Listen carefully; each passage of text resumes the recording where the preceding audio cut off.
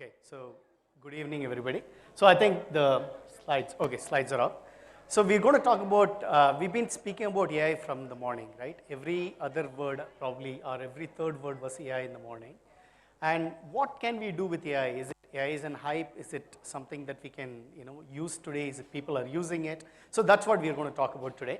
So it's not going to be a, technology session. If you're thinking about, I'm going to teach you some skills on how to create a machine learning, model and how do you use it in a, Power BI dashboard? Probably not, right? That's not the intention of this session. This session is to kind of, encourage you to look at AI in a holistic manner and see what AI can do. Can you roll the slides, please?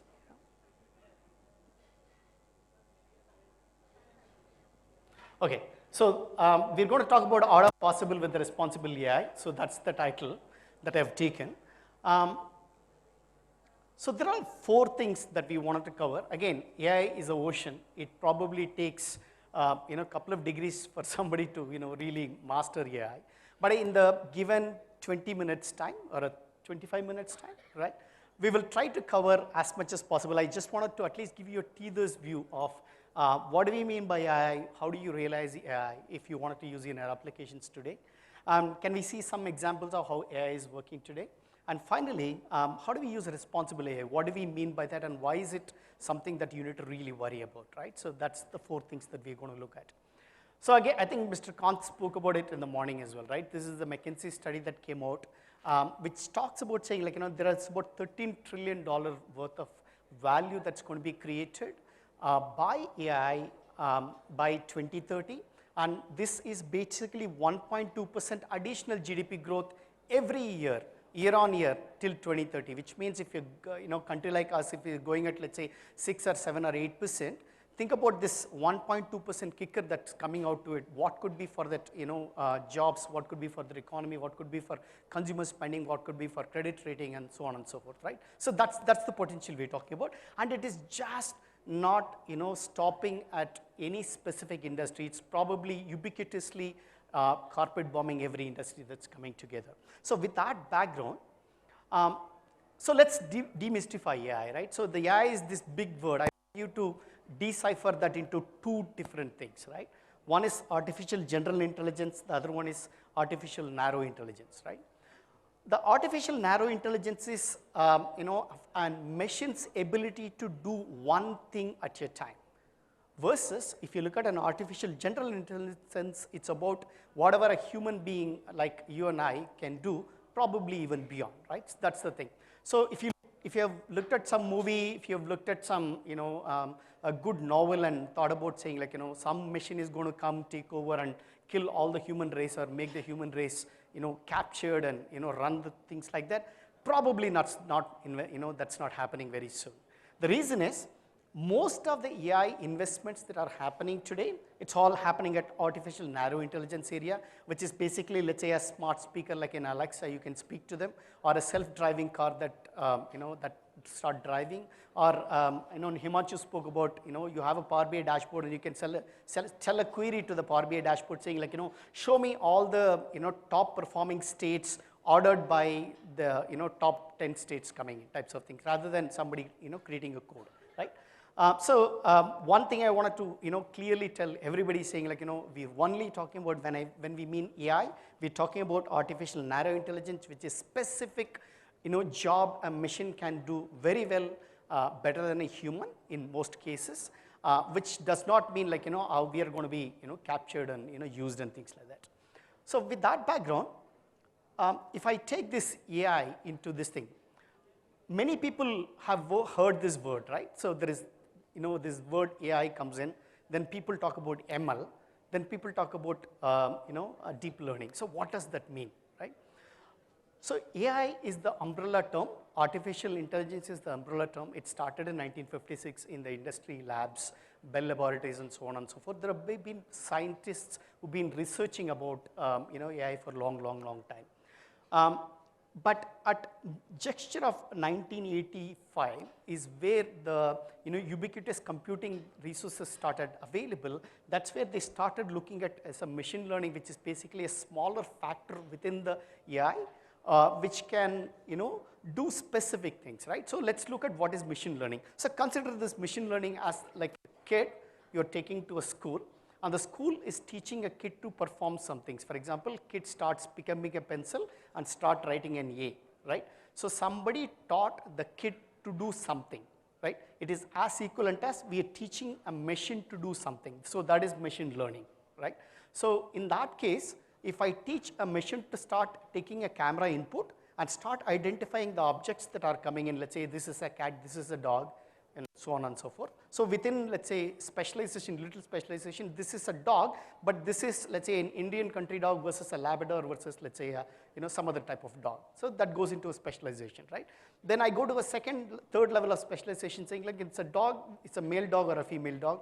What is the dog's age? Could be, what is the texture of the eye, skin, color, so on and so forth, right? So that's about it. So machine learning. An advanced version of a machine learning is called as deep learning, which works based on a neural network type of a concept.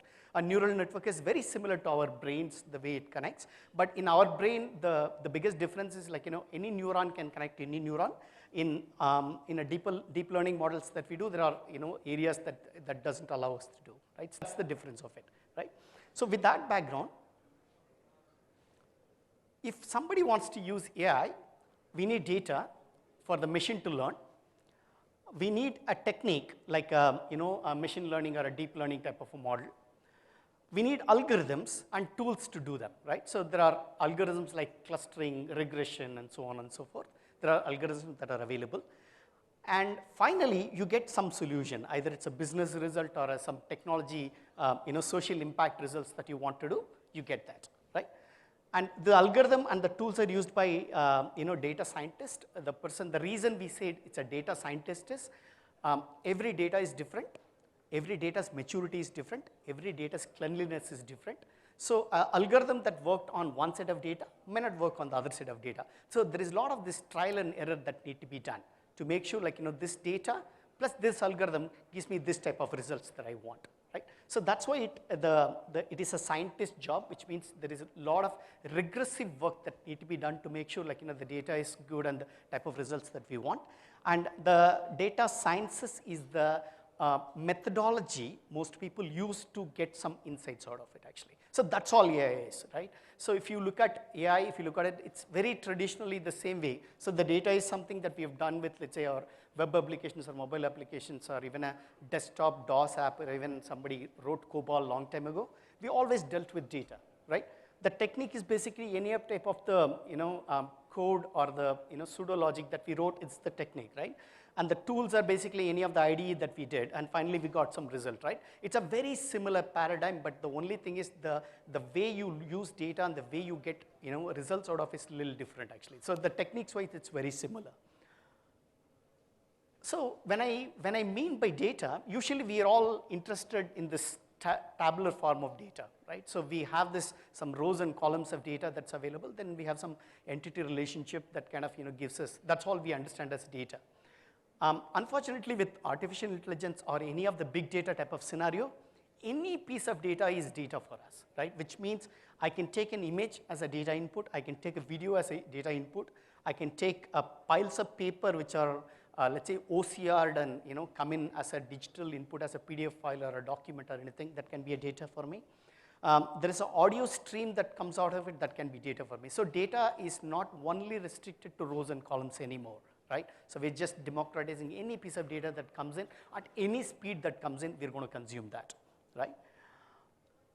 Now, why AI now and why is it so important now, right?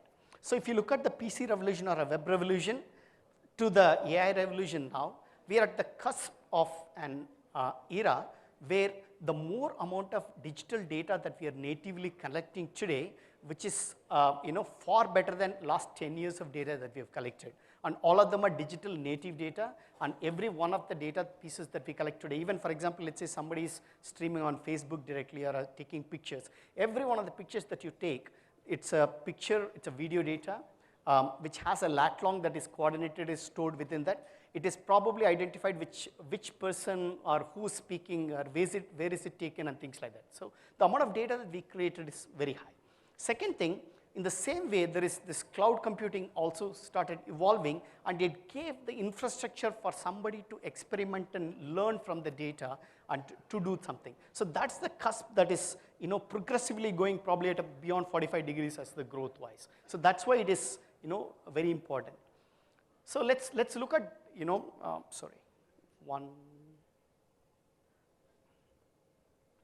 So let's look at what is a human intelligence. The way that we work, you have sense organs, we see, we hear, we speak, we touch, we smell, and we taste, right? Based on that, we process this data. Then based on our intelligence filters, right, our emotional intelligence, creativity, advisory, and all of them, we do and respond back, right? That's how the human systems work.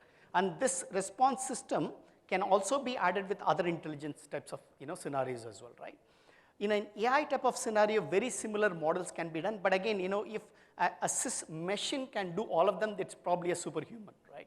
So we're still not there, right? We're still at the very, very native level of doing things. So where are we in AI, if you look at it, right? A machine's ability to do vision and object recognition as equivalent as a human being was achieved in 2016, which means if I show a picture of or an object of let's say a dog, a human's ability to understand this is a dog versus a machine's ability to understand this is a dog, it's on par, which is 2016.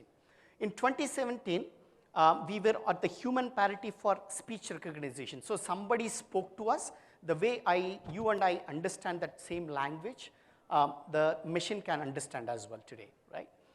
In 2018, the reading comprehension, which is on par with human beings. In 2019, machine translation, which means if somebody gives me a text in English, my ability to translate into another language, either it's, let's say, French or a Chinese or whatever, right? It is on human parity, which means, that level of accuracy, right, that's been achieved in 2018. In a speech synthesis, which is basically your ability to speak as clear as a human being by a machine. If I give a transcript to the machine, if a machine can speak, that same level is achieved in 2019. In 2019, machine is able to understand what a communication is coming in. For example, when I speak certain words, there is an intent behind it, and your human minds are able to understand that intent, right? Today, a machine learning model or an AI model can understand what a human being is saying, and its ability to respond to it becomes much easier as well. So that's the level of achievement that we have done. But again, if you look at it, it's all very narrow in areas, right? So with this background, if you wanted to implement AI in your systems, what are the ways available, right? There are two things that we can look at. One, you have pre-built AI services available.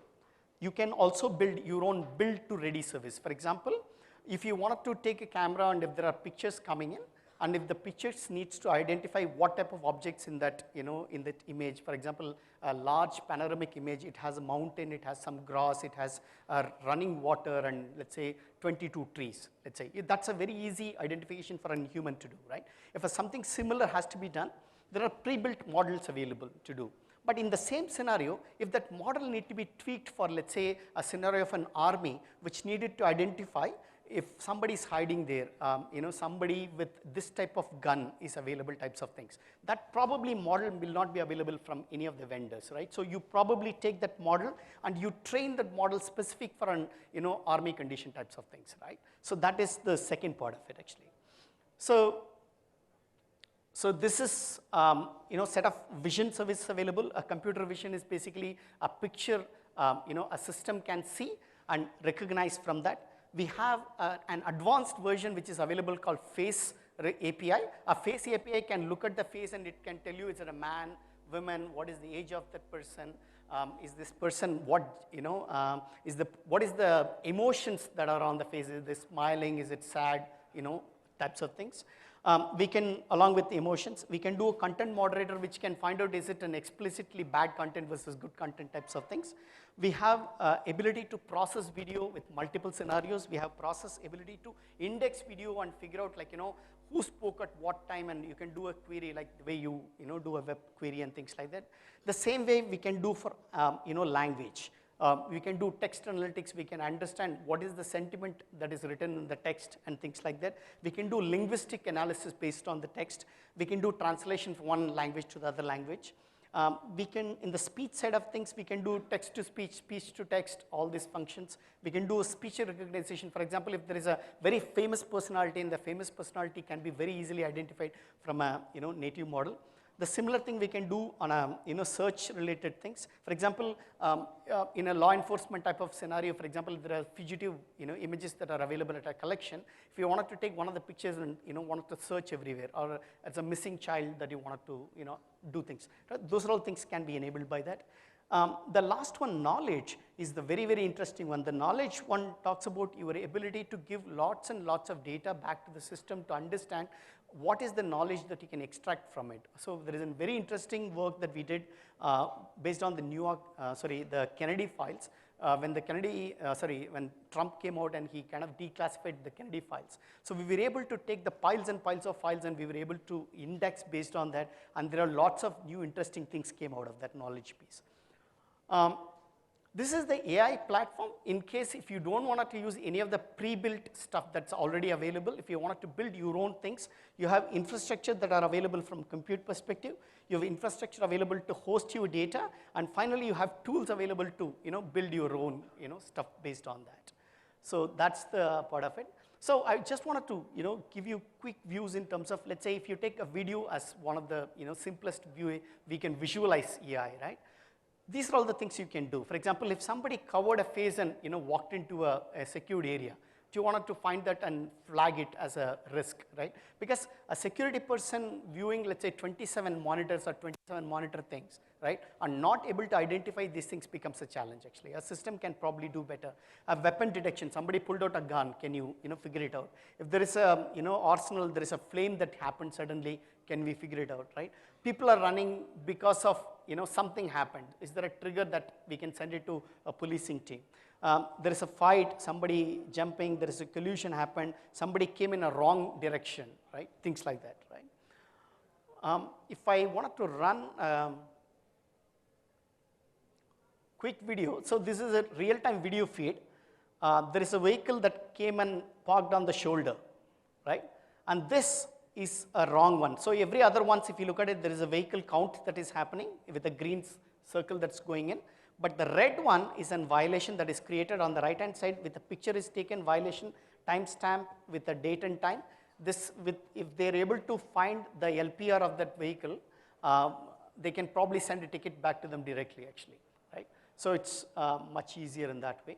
It's one of the other scenarios is where basically people are walking in, walking out of system. And if somebody came with a helmet, which is basically not allowed in this case, because you cannot recognize somebody transpassing, we don't know what the person is doing. So these are all things can be very easily detected and created an alert for a security person to take some actions, actually, right? The same way here, you have a person who's not wearing a helmet. In a secure environment, you wanted to make sure the person is fully covered and with the right gear, they walk into the system. And otherwise, you don't allow into the system, because if there is something happens, mishap happen, there is an insurance claim, bad bad press, everything happens around it, right? So how do you prevent something like that? So the other thing that I wanted to quickly show is there is this interesting project that we did in Europe, where we have these large bridges and things like that, right? So there are always natural things will happen. For example, there could be fungi, there could be cracks in the system and things like that. And it happens in everywhere, right? So you have bridges, railroads, power plants, power lines that are going through and all of them. How do you, monitor that effectively, right? So we had this large bridge over an ocean, and they were not able to manage it very well. So what we did is we kind of, took a drone. We took the drone to take series of pictures in high def, right?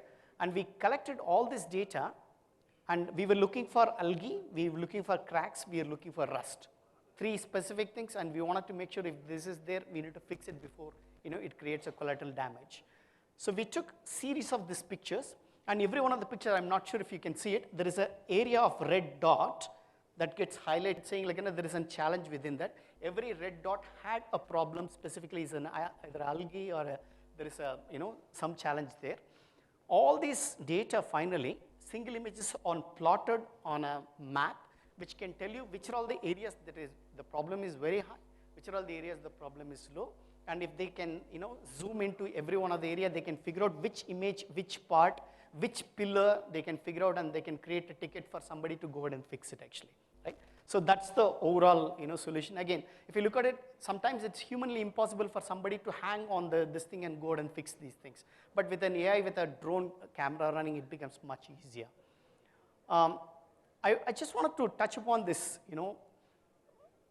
practice of responsible AI. I think there is this interesting comment that came in this, Spider-Man movie says, great powers comes with great responsibility. With AI and the amount of power it's available for even a single task to do really, really well, right? Which can surpass some of the human abilities. In the same way, it can be also misused for wrong things as well, right? So how do we make sure AI is not misused in a wrong things? For example, a knife can be used for a surgery, it can be used for killing a person as well, right? So how do you use it with the right thing? That's the question. So we have a clear fairness policy. We are looking at reliability and privacy and security of AI models. Every project that we run within Microsoft or any of these things, we run a committee called Ether Committee. The Ether Committee makes sure it is for the right purposes that we use and things like that. There's a large human AI design guidelines that we have passed out to everybody. Everybody can consume that. We've done a good conversational AI framework with industry partner framework. And finally, we have lots of tools to help people to build AI things. So with that thing, this is my last slide. I think I'm already 1 minute over my time slot. If people are interested, this is the resources that you can look at. Probably people can take an image and decipher it later. Probably you can run an OCR engine on top of it, I guess. So I've included a set of courses that you can try. There are ebooks that are available on Microsoft.com that you can download and use. We have good amount of documentation. We have AI APIs that are available on our site where you can try them. And finally, you have a responsible AI. We have an ebook that's available, which is also free and download, and you can use as well. Okay, with that thing, thank you so much. Thanks for your time.